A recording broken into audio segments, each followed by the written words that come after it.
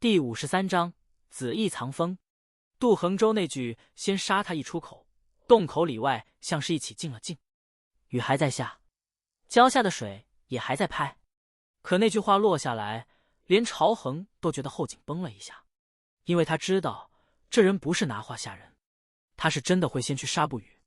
司业也知道，所以他没有回头，也没有分神去看不语，他只是把短刀往下压了半寸，脚下那口气又沉了一点。子午阴阳诀沿着经脉往下走，走得很深，深到胸口那几根伤骨都在隐隐作痛。他很清楚，杜衡州现在盯上的已经不只是自己。这一战的节奏从这句话开始就整个换了。杜衡州先动，这一次他莫再像先前那样贴着丝叶慢慢收，人影才一晃，右手短戟已先往丝叶面门一压，角度狠，速度也快。那一下不像真要取眼，倒更像故意逼人露出本能反应。只要丝叶抬手去挡，偏身去让，他左手那一戟就能立刻从空出来的那条线里切进去。果然，左手几下，一瞬已贴着丝叶内侧走了进来，却不是往内，而是往后。那一下竟是借着逼丝叶让步的空档，整个人往侧后一滑，几风直奔岩壁凹出的不语。朝衡脸色当场一变，太快了！这人的狠不在出手有多重，而在他根本不照常理打。前一瞬还像是在正面压丝叶，下一瞬杀着已经换到了不语那边。丝叶眼神骤沉，他一直就在防这个，所以杜衡州右手短戟压来时，他就没有照对方预想的那样抬手去迎，丝叶反而往前半步，不是退，是进。短刀由下往上一挑，不去碰压到眼前的右戟，专挑杜衡州腰侧转部那个最短也最不想被碰的地方去。这一下走的还是子剑，阴柔隐无忌，只是比先前更稳了。他不是单凭直觉在切，而是已经开始摸到这条路的骨头。刀不抢最亮的那一线，专挑你换势转步回手之间最虚的地方下去。杜衡州本来已经滑出去半身，左戟眼看就要递到不语面前，却被丝叶这一刀逼得腰侧一紧。若他不收，丝叶这一刀未必能当场剖开他，至少也能把他腰肋挑出一道深口。杜衡州只能改，他左戟陡然一翻，硬从中途折回，反手往下磕丝叶刀背，当一声脆响炸开，丝叶手腕一麻，虎口本就裂开的伤又渗了血。可他这一刀本来就不是要伤杜衡州，是要把他逼回来。只要杜衡州那一下杀不成不语就够了。朝衡也抓住了这一瞬，他短矛横扫，不往要害去，只取杜衡州膝后。这一扫还是老法子，不求伤，只求乱步。杜衡州心头火气终于真正翻了上来，他最恨的就是这种缠。丝叶咬住他最关键的那一线，朝衡就在旁边专拆节奏，再加上一个始终莫完全出手，却像蛇一样伏在暗处的不语。三个人没有一个能让他痛快杀，所以他干脆不再收。右戟一压丝叶短刀，左腿猛然往后一提，膝弯狠狠撞上朝衡毛身，啪的一声，朝衡那一毛被撞得整个偏开，连带手腕都跟着一麻。杜衡州急这一下力，整个人不退反进，两柄短戟竟在极近的距离里同时翻出，一柄削丝叶腕，一柄抹丝叶喉。这一下太近也太硬，朝衡心里当场一沉，丝叶却没慌。子午阴阳诀在这种逼命的缝里反而走得更清楚，那股藏在阴影里的硬不再只是影子，而是真的开始撑住他的身子。他手腕一沉，短刀往外一翻，不是挡喉，而是先敲腕。叮！杜衡州右手那柄短戟被敲得微微一偏，原本要削腕的那一下擦着丝叶袖口过去，只带开一道不裂声。与此同时，丝叶整个人竟顺着这一偏往里滑，肩背几乎贴近杜衡州胸前半尺之内，太近了，近到杜衡州那柄抹喉的戟反而施不开。这就是丝叶现在的子剑，不是退着藏，而是藏着进。你一眼看去，以为他在让，等你真的看懂，他已经贴到你肋下、腕边、咽喉前3寸那些最叫人不舒服的位置。杜衡州瞳孔微缩，他没想到思叶这一路竟长得这么快，方才还只是能借能拆，到这一刻已经开始会借着藏式反压人了。思叶短刀一转，指点杜衡州右手虎口。杜衡州强行缩掌，还是慢了半分。赤，刀尖在虎口旁拖出一道血线，不深，却够狠，因为那正是最影响握击稳度的地方。杜衡州整条右臂都跟着紧了一下。思叶得势不追太深，立刻抽身半尺。他现在伤还在，气也不算稳，每一刀都得算着用，不能贪。可就是这一进一退，已经让朝恒看得胸口发烫。思叶真的变了，不是武功忽然大涨那种假变，而是在一刀一刀里，子健这条路越走越顺，越走越像。阴柔无忌这4个字原本只是个意思，如今却慢慢被他打成了真的。杜衡州脸色更沉，他低头看了一眼右手虎口那道血，又看了一眼思叶，眼神里那点原本只是阴沉的冷，这是彻底收拾了。他看得出来，眼前这人不能再慢慢磨，磨得越久，麻烦越大。所以他忽然笑了一下，笑得很淡，也很冷。难怪裴堂主都在你们这里吃了亏。朝恒听得心头一凛，因为他知道杜衡州这种人若还在说话，多半不是因为想聊，而是因为他已经想清楚下一手要怎么把人弄死。果然，话音还没散，杜衡州整个人便再次贴了上来。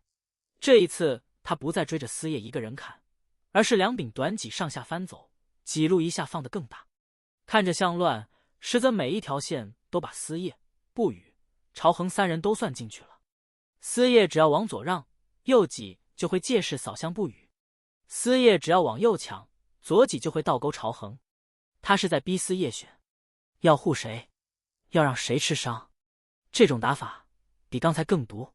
思叶很快也看懂了，他眼底那点冷意更沉，短刀却越发稳，因为他也在等一个真正能把杜衡州整条戟路彻底打断的机会，而那个机会未必在自己手上。他眼角余光没有去看不语，可他知道他悬在等，而且已经快等到了。岩壁凹处，不语呼吸仍旧不算稳，可他眼里那点虚早就退了大半。多年逃亡练出的眼力，加上传承后更敏锐的感知，让他此刻看得比任何时候都清楚。杜衡州每一次换戟，每一次转弯，每一次借腰背送进，真正的核心都在那一线。他越急，那一线路得越快，而且还不止如此。不语的视线又往下落了1寸，他看见的不只是杜衡州的戟，还有他腰间那口剑。那不是摆设，那是一口一直没出的剑。到现在他都还没动它，这意味着什么？不语很清楚，这个人还留着后手，所以他也不能急。他指尖没有立刻出去，反而在袖中极轻的往回一收，像在续，像在等，像一口被压在鞘里还没真正露锋的剑也开始慢慢醒了。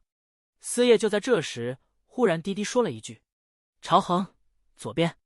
朝恒根本没问，听见这3个字，短矛已经往左横扫过去，而思叶也在同一瞬把整个身子往右前方斜切进半步。2人这下配合得极快。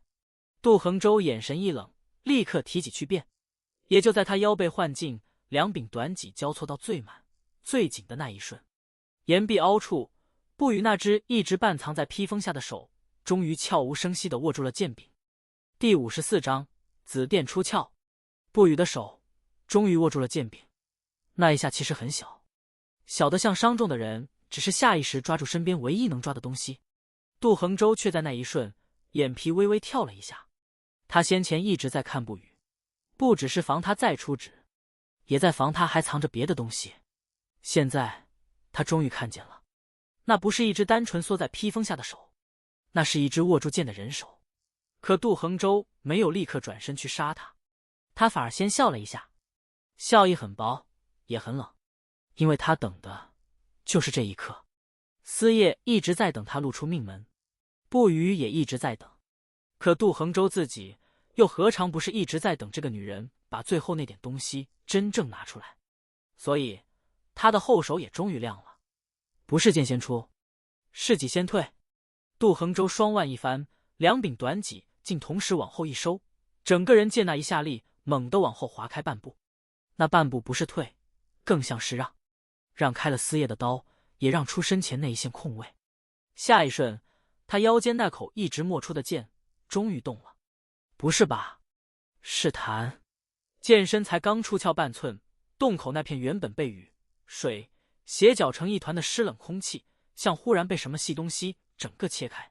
没有裴金朝那种浪压过来的重，也没有短戟那种贴身见血的急，只有冷、薄、快，像盐津最薄最利的那一片边，轻轻在肉上划过去。你先不觉得痛，等反应过来，血已经出来了。司业眼神一变，他先前就知道杜衡州腰间那口剑不是摆着好看，可直到这一刻，他才真正明白，这才是杜衡州最阴的地方。戟是拿来逼你乱，剑才是拿来收你命。而且这剑一出，路数和前头所有招数都不一样，不再是缠，不再是默，而是要快，要断，要趁你刚刚适应他短戟路数的那一下，突然换一种你最不熟的杀法，直接把你整个人切开。果然，杜衡州剑一弹出鞘，剑尖已先朝不语那边去了。不是因为他更恨不语，而是因为他看得很准，不语才是这三个人里最不能再留的变数。司业胸口那口气当场一沉，他等的其实也是这一刻。杜衡州只要真把剑拔出来，就表示那个一直藏着的后手终于落了地。可也正因如此，杜衡州整个人的杀意、重心，甚至最深那口劲，都会在那一瞬间往同一个地方去。这是最危险的一刻，也是最好的一刻。司业几乎没有半点迟疑，整个人直切过去。这一次，子剑不再只是借和藏，而是更阴，也更快，还更准。他没有去拦那道剑，因为他知道杜衡州既然敢在这时候出剑，就不怕你正面拦，所以他还是取人，短刀一翻，指点杜衡州直剑手腕最里那一点筋。你要收他的命，我就先拆你的手。杜衡州眼底冷意一盛，他像早就料到司业会这么做，剑锋去势，竟在半途微微一折，从直取不语改成斜压司业短刀。那一下转得极小，却极阴，像冰面上忽然多了一道裂。你一脚踩下去，才知道底下是空的。当，刀剑一碰，司业手腕立刻一麻。那股力道和短戟不同，不粘不缠，而是薄得像一线冰刃，专挑你最薄的地方往里切。司业短刀差点被那一下从手里削飞，虎口新裂的血立刻又涌了出来。可司业还是没退，他胸口那几根伤骨一阵抽痛，子午阴阳诀窍反而在这一瞬走得更细，细得像一条藏在夜里的线，把他整个人往杜衡州剑下又送进了半寸。杜衡州眉头一沉，他没想到司业到了这一步，还敢拿自己的腕去咬他的剑。这一下若再多半寸，司业右手多半就废了。偏偏就在这半寸里，第三个人也动了。不语出剑，不是慢慢吧，而是连鞘带身一起带起。他原本整个人都靠在石壁凹处，披风半垂，像全身力气都还没完全聚回来。可握住剑柄的那一瞬，整个人的气忽然就不一样了。那不是单纯醒了，更像一直沉在他体内的某样东西，终于顺着剑一起抬了头。鲜亮的不是剑身，是他指尖，一缕极细的紫意从他握剑的指节间渗出，像雷先在云后亮了一下。紧接着，那紫意顺着剑柄往前一窜，整口剑连鞘都跟着轻轻震了一下。嗡，声音很轻，却让洞里所有人的心都跟着一紧。朝恒整个人几乎僵住。他先前看过不语用点降唇，那已经够阴够狠，可现在这一下完全不同。这不是藏在袖子里的一记暗指，这是剑，是一口真正要出鞘的剑。而且这剑一动，洞里原本只是悠悠留着的刻痕，竟也跟着亮深了一层。石壁上的潮光，地上的血水，甚至连司业眉心那点极细的热，都像被这道紫意轻轻一牵。司业心头猛地一震，他几乎是本能的往旁边让了半分。不是退，是给他让路。杜衡州显然也察觉到了真正的不对，那不是普通的剑气，更不是一个刚刚醒来还虚弱住的女人该能带出来的东西。他终于真正变了脸色，手中剑一收，就要先退，可已经晚了。不语出鞘，剑光没有一下大亮，反而是先静，静得像整个洞里的声音都被他压住了半息。下一瞬，那口剑才从鞘中猛地带出一抹紫电，不是一条，而是数缕细碎电光顺着剑锋炸开，贴着湿气与石壁一路窜出去，把整条洞道照得忽明忽暗。那电光不粗，却极亮，一闪一灭之间，像把夜里最深处的雷硬生生拖进了洞中。朝恒眼前一白，外头几名帮众更是当场乱了，惊叫声和水声混成一片，谁都没见过这种场面。不语这一剑也不是正面去斩杜衡州，他现在的身体还撑不起那样大开大合的一剑，他走的还是他最擅长的那条线，准、狠、出其不意。剑锋带着紫电，指点杜衡州身前那一片刚刚因为收剑回退而露出来的空门。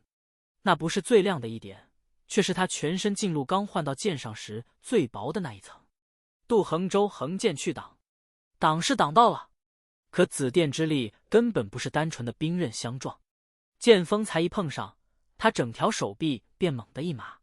那不是不与先前点降唇那种细细往里钻的音，而是一种带着暴意的穿透，像把一缕雷电直接钉进你骨头缝里，先炸再窜，逼得你那口气整个散开。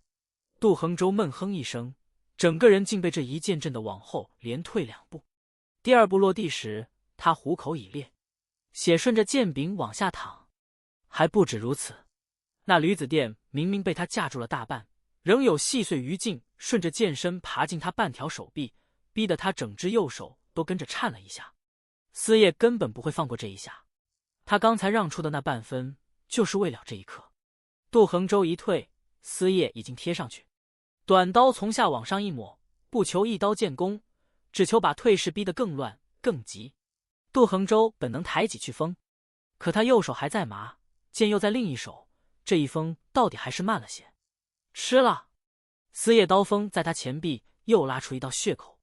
朝恒也在同一瞬提矛前冲，他知道自己正面打不过杜衡州，可这种时候他根本不需要正面赢，他只要把人往外逼，往洞口逼，往那片满是雨水雨乱石的地方逼。短矛一横，不勾喉，只勾腿。杜衡州正乱，脚下被这一下硬生生缠了一记，整个人再退半步。郊外几名帮众本想冲进来接应，看见那剑上还在跳的紫电，竟一时蓦人真敢往里闯。裴金朝在后方看得脸色铁青，他肩伤未平，右半身劲路还乱着，想出手又没法立刻压上去，只能眼睁睁看着洞口局势在这一剑之下彻底翻过来。不语没有追第2剑，他现在还做不到。方才那一下已经把他刚刚聚回来的力气抽了大半，可他没有露怯，只是把剑横在身前，紫翼仍缠在剑锋上，一闪一灭，像随时还能再落一道雷。光是这样就够了。杜衡州也看得出来，不语未必还能再出击剑，可他不敢赌，因为刚才那一下若再偏半寸，他伤的就不只是手，而是整条命。更何况司业还在前面，朝恒也还在旁边，现在这洞口已经不是他能一口吞下去的局了。杜衡州咬住牙，眼底那股阴冷几乎要凝成实质。他退到洞口边，抬手指住后头几个还想往前的帮众。退，这个字很低，却没人敢不听。外头几人立刻收步，连裴金朝都没有再硬顶，只是盯着洞里3人，眼神阴得像深海交锋。杜衡州最后看了一眼不语手里那口仍带着紫电的剑，又看了看司业与朝恒，他没有再放狠话，也没有再讲什么场面话，只是慢慢往后退了2步，退到雨里。那雨一打在他肩上、剑上、伤口上，血色立刻就被冲淡了，可那股退意却已经很清楚。今夜这一轮，他们只能先退。郊下恶群还在拍水，洞口风雨更大，帮众一退，原本压得人喘不过气的气势也跟着散了些。可谁都知道这不是结束，只是暂退。杜衡州站在雨里，冷冷看着洞内，最后他的目光落在不语手中那口剑上，停了2息。我们还会再来。这句话不重，却比先前那些狠话都更叫人心里发沉。说完，他才一转身，带着人往郊外退去。裴金朝走在最后，肩膀仍有些沉，却还是回头看了司业一眼，那一眼里的杀意比先前更重。人影很快消失在雨里，郊外只剩风浪，还有远远近近的恶鸣。洞里一下安静下来，不语握剑的手却在这时轻轻一颤。司业立刻回身，他一步就到他身边，伸手扶住他腕子。那一下碰上去，他才发现他整只手都冷得厉害，像刚才那一剑把他体内的热全带了出去。不语没有松剑，只是抬眼看他，眼底那点刚刚逼出来的风还在，却已经疲了。司业声音很低：“够了。”不语看着他，像想说什么，最后只轻轻吐出一口气。朝衡站在一旁，胸口起伏还没完全平下来，眼里却全是震动。他先前知道不语危险，也知道他身上那股气不寻常，可直到此刻，他才真正明白，这2个人为石魔会被追到这种地步，不是因为他们倒霉，是因为他们本来就不能活着落进别人手里。不语手中那口剑仍有一点极细的紫意粘在剑锋上，半晌才慢慢淡下去。巢穴里的刻痕却像被那一下惊醒了，幽亮还比先前更深，水滴声也变得更清楚，像整个洞都知道，今晚真正醒过来的不只是人，而是剑。